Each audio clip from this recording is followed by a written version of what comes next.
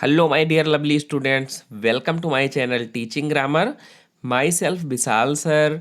बच्चों, आज हम लोग टेंस की सीरीज में पास्ट इंडिफिनिट टेंस का इंट्रोगेटिव सेंटेंस पढ़ने जा रहे हैं।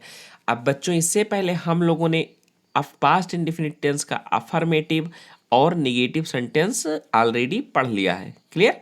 तो आज हम लोग पढ़ेंगे इंट्रोगेटिव सेंटेंस। अब इंट्रोगेटिव सेंटेंस क्या होता है? इंट्रोगेटिव सेंटेंस को हम लोग प्रश्नवाचक वाक्य भी कहते हैं। और इंट्रोगेटिव सेंटेंस दो टाइप के होते हैं, यस नो टाइप और डब्ल्यू एस टाइप। ठीक है?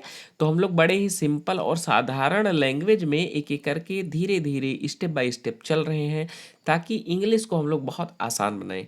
क्या होता है कि जो सीबीएसई बोर्ड वाले या फिर आईसीएसई बोर्ड वाले होते हैं, उनकी तो इंग्लिश बड़ी स्ट्रांग होती है, ग्रामर उनका हालांकि भी वीक होता है। और हमारे यूपी बोर्ड वाले बच्चे बहुत ब्रिलियंट होते हैं, बहुत मेहनती होते हैं, लेकिन ये मार खा जाते हैं बेचारे इंग्लिश से।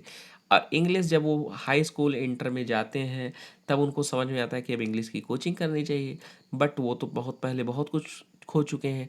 इसलिए मैं आप लोगों को धीरे धीरे एक सीक्वेंस में बहुत ही जो है सुदृढ़ ढंग से आराम आराम से और हिंदी में करके सारे नियमों को पढ़ा रहा हूँ, ताकि आप लोगों का इंग्लिश बहुत स्ट्रांग हो जाए और आप लोग भी सीबीएसई और आईसीएसई बोर्ड की तरह सीना तान के कहो कि हाँ, हमको भी इंग्लिश आती है। क्लियर?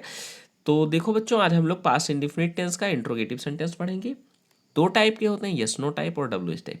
तो पहचानते कैसे हैं बच्चों? जिस वाक्य की शुरुआत क्या शब्द से हो, हिंदी में क्या शब्द से हो, वो होता है हमारा यस नो टाइप। और इसका जवाब बेटा हम हाँ या ना में भी दे सकते हैं ना। जैसे क्या वह घर गया, तो कहोगे हाँ अगर गया है। अगर नहीं गया तो कहोगे नहीं गया है। क्लियर? और दूसरा डब्ल्यू एस टाइप होता है। इसमें क्या होता है, जो प्रश्नवाचक शब्द होते हैं, जैसे क्या, कब, कहाँ, कैसे, ठीक है, कौन, ये सब वाक्य के बीच में आते हैं। और हमें इनका एक वैलिड रीजन देना पड़ता है, तरीका बताना पड़ता है, स्थान बताना पड़ता है। ठीक है? तो ये हमारा होता है डब्ल्यू टाइप।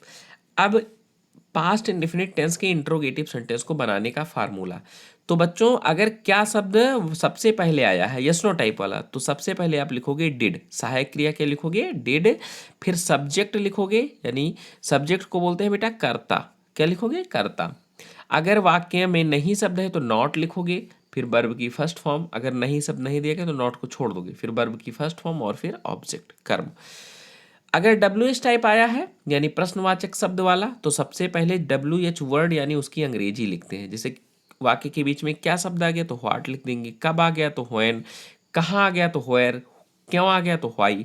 सबसे पहले जो भी प्रश्नवाचक शब्द आएगा उसकी अंग्रेजी, फिर लिखेंगे डिड, फिर सब्जेक्ट। अगर वाक्य में नहीं शब्द है तो नॉट लिखेंगे, अन्यथा इसको छोड़ देंगे। वर्ब की फर्स्ट फॉर्म और ऑब्जेक्ट। जैसे उदाहरण देखो, जैसे कहा गया क्या उसने एक पत्र लिखा। तो देखो बेटा, क्या शब्द पहले आया तो यस नो टाइप हुआ ना।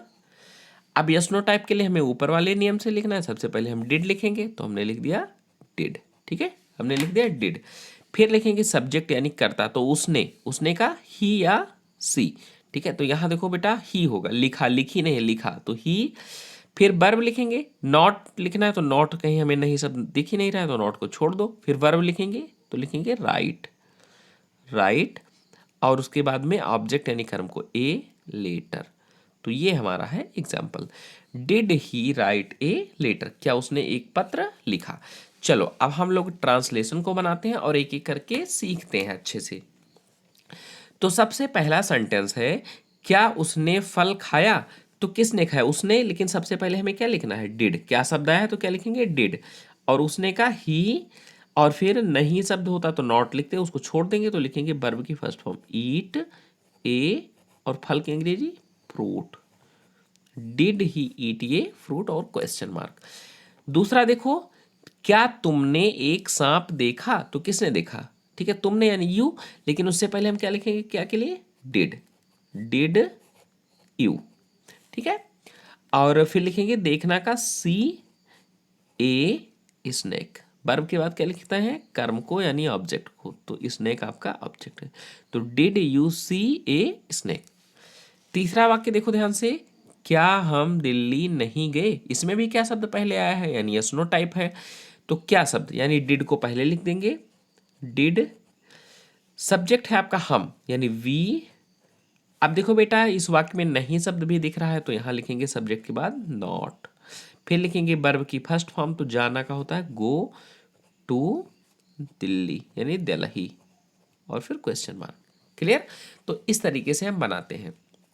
चौथे वाक्य को देखो, क्या माता जी ने स्वादिष्ट भोजन पकाया? तो माता जी, लेकिन उससे पहले क्या शब्द आया है यानी इंट्रोगेटिव है, और इंट्रोगेटिव का यस नो टाइप, तो हम सबसे पहले लिखेंगे डिड। तो डिड द मदर, सब्जेक्ट हो गया ना, डिड द मदर। अब नॉट लिखना है तो नहीं दिख ही नहीं रहा है तो नॉट को छोड़ दो। फिर लिखेंगे वर्ब, तो वर्ब इसमें क्या है, पकाना यानी कुक, कुक द, और स्वादिष्ट भोजन यानी टेस्टी, टेस्टी फूड।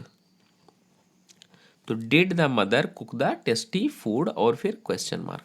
ये ध्यान रखना बेटा, जो इंटरोगेटिव सेंटेंस होता है उसमें हमेशा क्वेश्चन मार्क जरूर लगाते हैं, प्रश्नवाचक चिन्ह।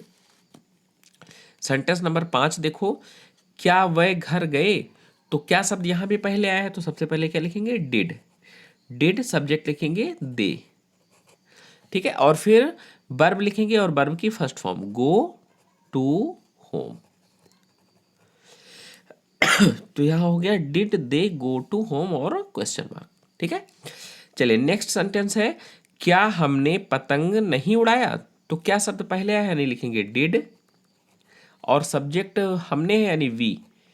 अब देखो बेटा यहाँ नहीं शब्द भी दिख रहा है तो यहाँ लिखेंगे सब्जेक्ट के बाद नॉट, तो डिड बी नॉट, और फिर लिखेंगे वर्ब, तो वर्ब क्या है, फ्लाई। फ्लाई माने क्या होता है, उड़ाना, तो डिड वी नॉट फ्लाई।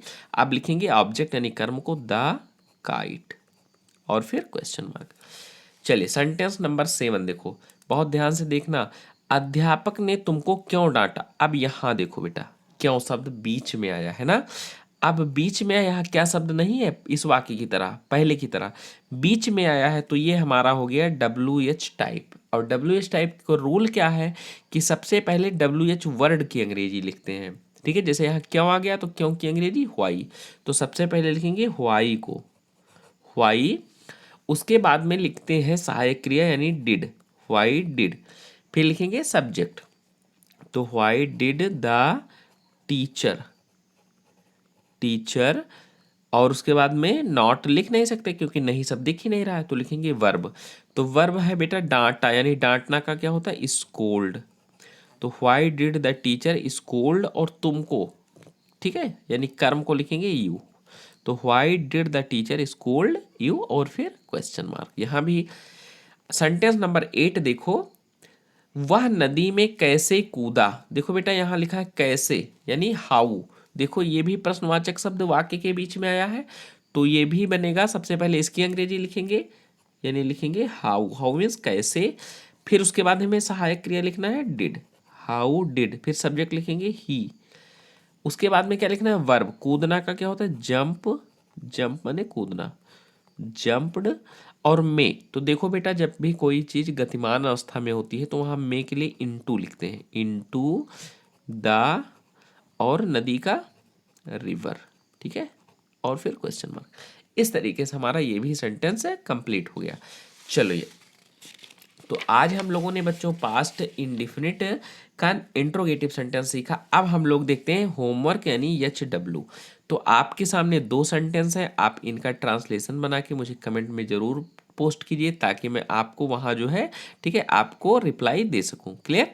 तो एक है आपका यस नो टाइप और दूसरा WH टाइप पास्ट इंडिफिनिट का इंट्रोगेटिव, ठीक है। तो बच्चों वीडियो को लाइक कर दो, चैनल को सब्सक्राइब कर दो, वीडियो को भी शेयर करते रहो यार। मैं आप लोगों के लिए बेसिक से इतना मेहनत करता हूँ तो आप लोग भी तो मेरे लिए कुछ कर सकते हो ना, ठीक है। तो बेल आइकन को भी प्रेस कर दो ताकि मैं आपके लिए ऐसे ही नॉलेजफुल वीडियो आगे भी बनाता रहूं और मैं आपको बेसिक से एडवांस इंग्लिश तक ले चलूं, ठीक है। तो इस सफ़र में आप बेल आइकन को भी प्रेस कर दो और तब तक के लिए जय हिंद, वंदे मातरम।